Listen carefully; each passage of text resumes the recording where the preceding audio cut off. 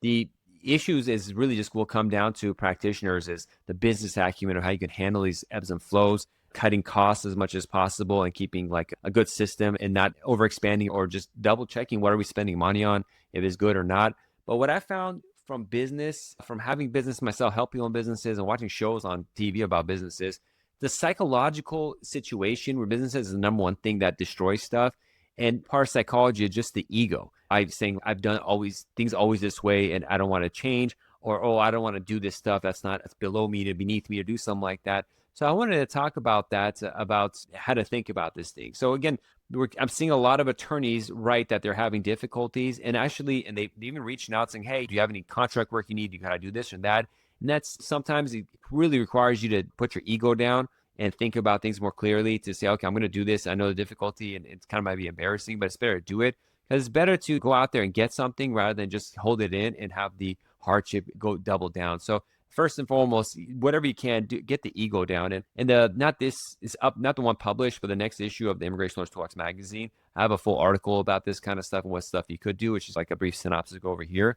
Some of it could be to marketing. A lot of people, and I remember reading an article, he's still around, but is this one like immigration lawyer who's been around for a long time, and he publishes like a regular article in Iranian magazine, and he wrote like a three-page article about how like attorneys shouldn't be marketing and it's beneath him, and they should word of mouth and referrals.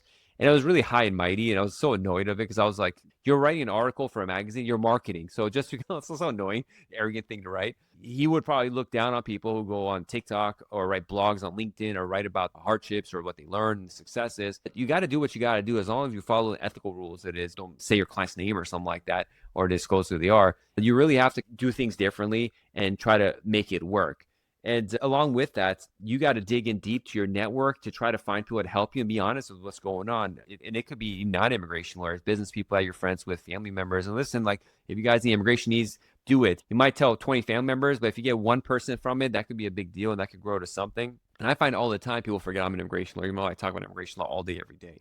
So these are really things to bring out. And this helped bring out a memory I had when I first started immigration law. There was my dad's best friend from like 70s or something like that, or 80s, 70s in graduate school in Germany. My dad's an engineer. He has a PhD in engineering, and he studied in southern Germany. And his best friend there that he kept got married in the 90s. But the lady he got married with was a very nice lady. I knew her growing up. She, later on when I was graduate law school, told me that she was a paralegal for an immigration lawyer in the 80s when amnesty happened. He needed a lot of staff, and she worked with them many years, left, but after she got married, but they always stayed friends. Very nice guy.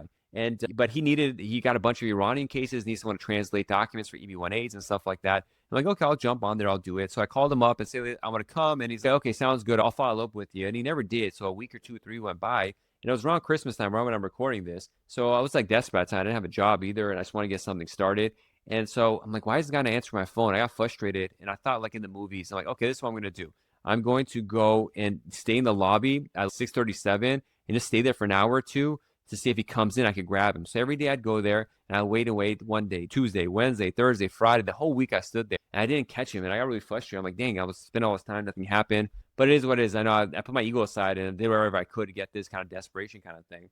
And then 2 weeks later, he called me. He's like, okay, come by, we're good. And what had happened was, spilled the beans on this marketing mechanism. I'm not sure it's still big or not, but every year in early January, there was this big conference, seminar for doctors in Dubai, International Health, I think it's called. And he'd go to that and he'd come back with a bunch of doctors and wealthy EB-5, EB-1A kind of stuff.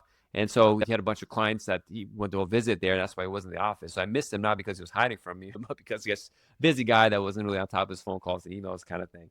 But he was very kind and God bless him. He hired me as a translator for a week. And then a week after that, I became an immigration lawyer, helping on doing the cases. The connections of the family members, friends of friends really pulled out. And putting the ego aside, do whatever I can to get this job. That putting aside the ego in this particular case, it didn't make a difference because I was wasting my time going there. But I'd say I'm willing to do everything. And you put that energy out there saying, listen, I'm going to do it.